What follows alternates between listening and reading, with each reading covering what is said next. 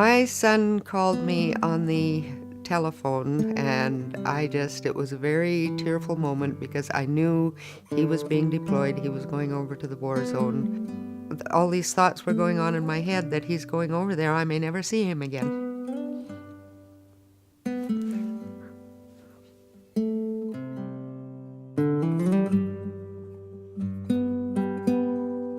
I was torn on whether to watch the news or not watch the news, whether to look things up and see what was happening, or whether to just obliterate it and not want to know anything.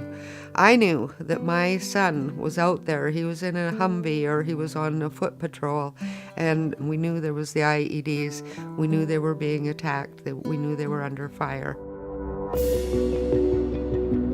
I had the opportunity to visit Israel, and before I left, I knew very little, and what I really didn't know was how much they're doing to help our military sons and daughters. While I was in Israel, I was able to go to the actual factories, to the plants where they were manufacturing some of the different technology, the interactive armor for the tanks and the Humvees, and to learn that whole process of how they worked and how they protected our children that are in these tanks and Humvees. And I was astounded, because it was like, man, this is a safety feature every mother needs to know about. This is just so important.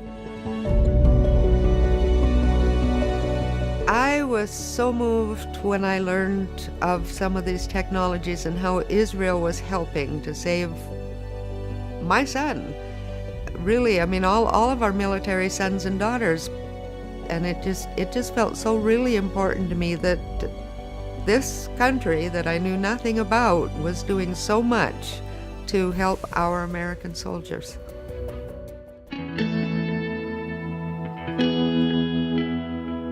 When I work with military mothers now, I'm able to give them the comfort because of what I learned in Israel. It's like my eyes were opened up that they are safer than we thought they were going to be. Being in Israel gave me hope, and it allowed me to come back and give that hope to other mothers.